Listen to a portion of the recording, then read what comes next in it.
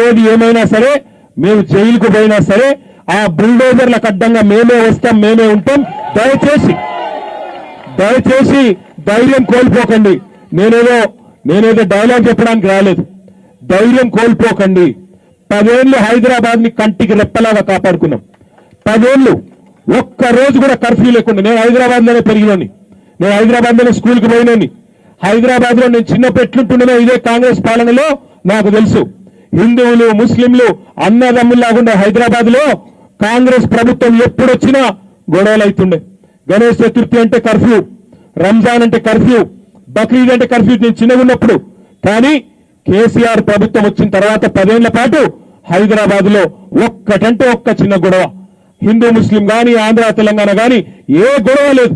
బ్రహ్మాండంగా అందరం అన్నదమ్ముల్లాగా హైదరాబాద్ అభివృద్ధి చేసుకున్నాం. కొత్త లింక్ రోడ్లు వేసుకున్నాం, కొత్త ఫ్లైఓవర్లు కట్టుకున్నాం, కొత్తగా ఐటీ కంపెనీలు తెచ్చుకున్నాం, భూముల విలువ పెరిగింది, బ్రహ్మాండంగా ప్రజల సంపద పెరిగింది, అందరిలో ఒక ధీమా పెరిగింది.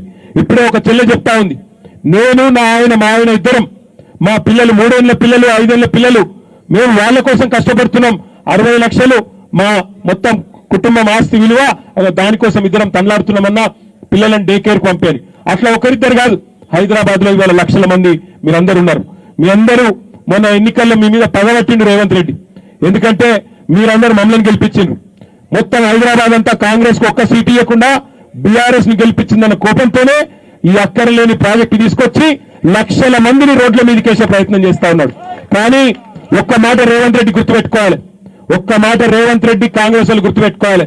మీ రాహుల్ గాంధీ ఏమో అక్కడ ఉపన్యాసాలు ఇస్తుండు, హర్యానాలో ఉత్తరప్రదేశ్ లో బుల్డోజర్ రాజ్ నై చలేగా అంటుండు. మరి మీ అయ్య జాగీరా ఇక్కడ ఎట్లా నడుస్తాను నేను అడుగుతా ఉన్నా. అక్కడనేమో బుల్డోజర్ నడవదట, అక్కడ బుల్డోజర్ నడవద్దట, కానీ ఇక్కడ మాత్రం మనం తేరగా దొరికినామంట హైదరాబాద్ లో. ఇక్కడ మాత్రం వాళ్ళ అయ్య జాగీర్ అన్నట్టు బుల్డోజర్లు పంపుతారట. రాహుల్ గాంధీ సంగతి రేవంత్ రెడ్డి సంగతి మనం కలిసి కట్టుకుంటే బరాబర్ చెప్పొచ్చు. ఎందుకంటే రేవంత్ రెడ్డి నీకు చిత్తశుద్ధి ఉంటే, నీకేమన్నా కనీసం నేను కూడా చూస్తున్నా సోషల్ మీడియాలో ఆయన తిట్టే తిట్లు, నిజంగా మనిషి అంటోడైతే ఇప్పటికే దుంకి చచ్చిపోతుండే కన్నా. అవి ఏం తిట్లురా నాయన, కాదు ఇక మూసిలో దుక్కుదామంటే కూడా బాగలేదు. కానీ నేనేమంటున్నా, నిజంగా మనిషి అంటోడైతే ఈ పాటికే బుద్ధి తెచ్చుకొని సిగ్గు తెచ్చుకొని ఆ తిట్టే తిట్లకు చిచి గీ బతికి నేను గిన్ని తిట్లు తినాలా అని చెప్పి నోరు మూసుకుంటుండే ఈ పాటికి.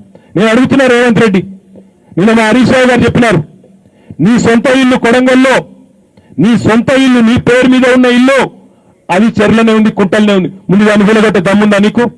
రాష్ట్ర ముఖ్యమంత్రి కదా, ముందు ఆదర్శంగా నిలబడాల్సిన అవసరం లేదా? కులగొడతావా మరి నీ ఇల్లు? అక్కడ మాత్రం కులగొట్టాడు. వాళ్ళ అన్నగాని ఇల్లు ఇక్కడనే ఉంటుంది, దుర్గం చెరువు టీఎల్లా తిరుపతి రెడ్డి. ఆయన చుట్టూ మాత్రం పోలీసు వాళ్ళు నిలబడాలి, ఏది కూలగొట్టకుండా ఎవడన్నా వచ్చి కూలగొట్టలేమో అని పోలీసు వాళ్ళు పెట్టుకోవాలి. ఆయన వీళ్ళిద్దరే కాదు, వాళ్ళ రెవెన్యూ మంత్రి ఉన్నాడు, ఆయన చెరువులనే కడతాడు, చెరువును పూర్తి చేసి మరీ కట్టిండు ఆయన ఏం కావద్దు. వాళ్ళ ఎమ్మెల్యేలు ఉన్నాయి, వివేక్ అంటే ఆయనది, కేవీపీ రామచంద్రరావు అంటే ఆయనది, ఇంకా చాలా మంది పెద్ద పెద్ద కాంగ్రెస్ నాయకులై అవన్నీ కూడా ఇండ్లు హిమాయత్ సాగర్ చుట్టూ ఉస్మాన్ సాగర్ చుట్టూన్నాయి.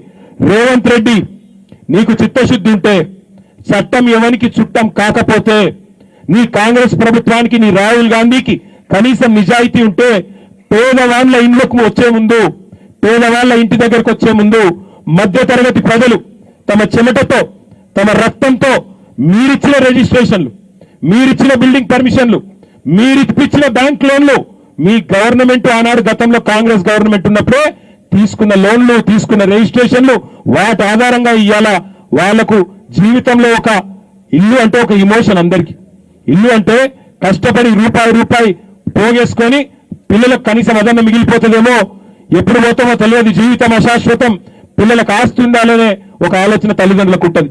అట్లాంటి ఒక ఇంటిని ఇవాళ వచ్చి కూలగొడతామంటే, నువ్వు కూలగొట్టేది ఇటుకలు సిమెంట్ తో నిర్మాణం చేసిన ఒక స్ట్రక్చర్ కాదు, నువ్వు కూలగొట్టేది ఆ జీవితం, ఆ కుటుంబం యొక్క ఆశ ఆకాంక్ష, ఆ కుటుంబం ఎన్నో కళలు అల్లుకొని ఉంటుంది ఆ ఇంటి చుట్టూ. అవన్నీ కూలగొడతామంటే చూస్తూ ఊరుకోము, తప్పకుండా నేను మీకు మాటిస్తా ఉన్నా. ఇలా హైకోర్టు కూడా గట్టిగా వాయించి ఇడిచిపెట్టింది, ఎట్లా చేస్తారా మీరు అని చెప్పి. కానీ హైకోర్టును కూడా ఆయన మోసం చేస్తా ఉన్నాడు రేవంత్ రెడ్డి, హైకోర్టును కూడా మోసం చేస్తున్నాడు. ఇవాళ స్టేట్మెంట్ ఇచ్చిండు హైడ్రా కమిషనర్ సిగ్గు లేకుండా, ఏమని మాకు మూసితో మాకు సంబంధం లేదట. మరి మూసితో సంబంధం లేకపోతే పీకనిక్ చేస్తున్నారు మార్కింగ్లన్నీ, ఎర్ర మార్కింగ్, నీలం రంగు మార్కింగ్. అరే ఎక్కడ పడితే అక్కడ మార్కింగ్లు పెట్టి ఎక్కడ పడితే అక్కడ ఇష్టం వచ్చినట్టు బెదిరించుకుంటా అర్ధరాత్రి గుల కొడతాం, అపరాత్రి గుల కొడతాం. ఈ హైకోర్టు చాలా స్పష్టంగా చెప్పింది, మనకు న్యాయము చట్టము అన్ని తెలిసి ఉండాలి. ఎవడ నెక్స్ట్ కూడా అధికారి మీ ఇంటికి మేము వచ్చే లోపల దబాయించి మాట్లాడే పరిస్థితి మీ అందరికి ఉండాలి. దయచేసి ఇక్కడ వచ్చిన మా సోదరులందరూ నేను కోరుతా ఉన్నా, సోదరి మళ్ళీ నేను కోరుతా ఉన్నా, చదువుకున్న పిల్లలు ఉన్నారు, వాట్సాప్ గ్రూపులు ఫామ్ కాండి, వెంటనే ఫామ్ కాండి, ఒక్కరోజు టైం వేస్ట్ చేయకండి. చేసి ఒకళ్ళకి ఆపత్తి వస్తే అందరం అక్కడికి వెళ్ళిపోవాలి. ఒక్కరికి వచ్చిందంటే మిగతా వాళ్ళకి వచ్చింది అనుకొని చెప్పి అందరం ఉరకాలి. మేము మీ వెంబడే నడుస్తాం. మీరు దయచేసి మీరు సంఘటితంగా ఉంటేనే, మీరు కలిసి కట్టుకుంటేనే మనం ఈ ప్రభుత్వాన్ని అడ్డుకోగలుగుతాం, మనం ప్రభుత్వంతో కొట్లాడగలుగుతాం. మూసీ నది మూలంగా 2 రకాల నష్టాలు. మూసి ఎప్పుడు ప్రవహిస్తుందో ఒకప్పుడు ప్రవహించి ఊర్లో మునిగిపోతా ఉంటాయి. అదే కాకుండా మీరు కూడా చూడండి, ఎక్కడైనా ఈవెన్ కరీంనగర్ కానీ, వరంగల్ కానీ, ములుగు కానీ అక్రమంగా గత 10 ఏళ్లలో విపరీతంగా కట్టడాలు పెరిగింది. గత ప్రభుత్వమే చెప్పింది, ఎట్లా అంటే అట్లా మీరు అప్లికేషన్ పెట్టండి, మేము పర్మిషన్ ఇస్తామని. ఓ గ్రౌండ్ రియాలిటీ లేదు, క్షేత్రస్థాయి పరిశీలన లేవు, ఇచ్చేసారు. దాంట్లో మూసీ నది ఎంబటి కూడా పబ్లిక్ అంటే ఎంతో మంది పొలిటికల్ లీడర్స్ ఉన్నారు. ఆ పొలిటికల్ లీడర్స్ అక్కడ కట్టడాలు కట్టుకొని రెంట్లకు ఇచ్చుకున్నారు. ఇలా వాళ్ళే దాన్ని పెద్ద ఎత్తున అడ్డుకుంటున్నారు. పేదవాళ్ళ డిమాండ్స్ కాంగ్రెస్ ప్రభుత్వం, సీఎం గారు వింటారు. ఖచ్చితంగా వాళ్లకు మరి ఉపాధి కల్పించాలి, వాళ్ళకు ఒక స్థిర నివాసం ఏర్పాటు చేయాలనే ఆలోచన ఉంది. మీరు మొన్న చూసిరు ఖమ్మంలో వాగులో ఉడ్డెంబటే, మొన్న మహబూబాద్లో కానీ ఎక్కడ కానీ మొత్తం సిటీలలో మనం సిటీ పెరుగుతుంది అనుకుంటున్నాం, కానీ సహజత్వాన్ని కోల్పోయి పెరిగేటువంటి సిటీలు మన కరీంనగర్ మునిగింది, వరంగల్ మునిగింది, హైదరాబాద్ 2 ఏళ్ల కింద ఎంత వరదలు వచ్చినా మీరు మర్చిపోయారు.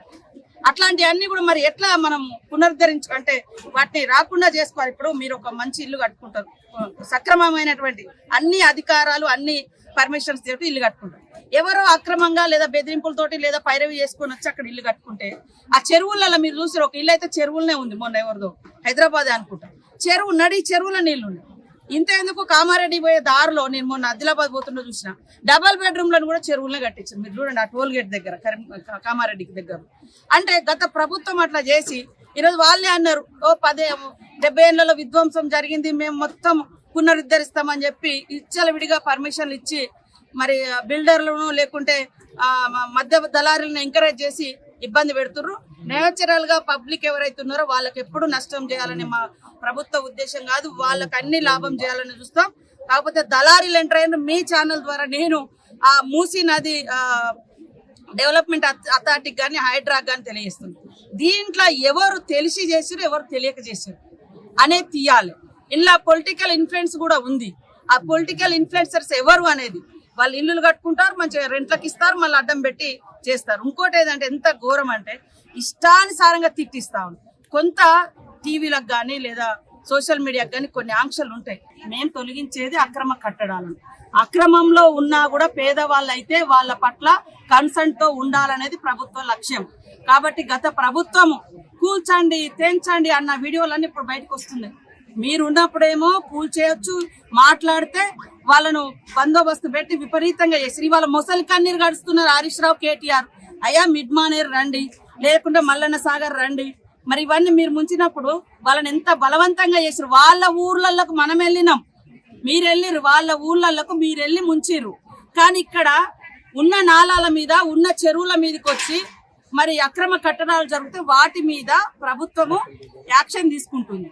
కాబట్టి వాళ్ళను సెటిల్ చేస్తూ యాక్షన్ ముందుకు వెళ్లాల్సిన అవసరం ఉంది. ఇవాళ ఏ పాపం చేయనటువంటి వాళ్ళు, ఏ ఆక్రమణ లేనటువంటి వాళ్ళు ఇవాళ ఎందుకు మునిగిపోవాలి చెప్పండి.